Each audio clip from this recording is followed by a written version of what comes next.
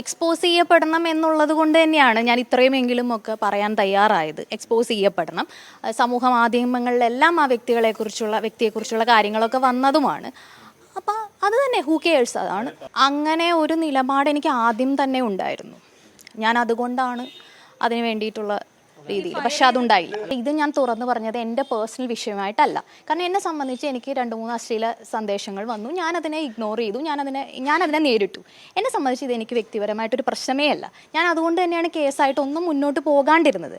പക്ഷേ എനിക്ക് തോന്നിയ ഒരു കാര്യം എന്ന് വെച്ചാൽ, സമീപകാലത്ത് സോഷ്യൽ മീഡിയയിൽ ഈ പറഞ്ഞ വ്യക്തിയെക്കുറിച്ച് ചില കാര്യങ്ങളൊക്കെ വന്നപ്പോൾ ഇത് പല സ്ത്രീകളും നേരിടുന്നുണ്ടെന്നും, ഇത് ഞാൻ എവിടെയെങ്കിലും ഒരു സ്ത്രീ പോലും സംസാരിക്കുന്നില്ല, ഒരു സ്ത്രീ പോലും ഇതിനെതിരെ ഒരു വാക്ക് പോലും സംസാരിക്കുന്നില്ല. അപ്പോൾ എനിക്ക് തോന്നി ഞാനത് സംസാരിക്കുന്നതിൽ തെറ്റില്ല എന്ന് തോന്നി. പക്ഷേ എനിക്ക് പേഴ്സണലി അങ്ങനെ പ്രശ്നങ്ങളില്ലാത്തത് കൊണ്ട് തന്നെയാണ് ഞാനത് ടേക്കപ്പ് ചെയ്യാത്തത്.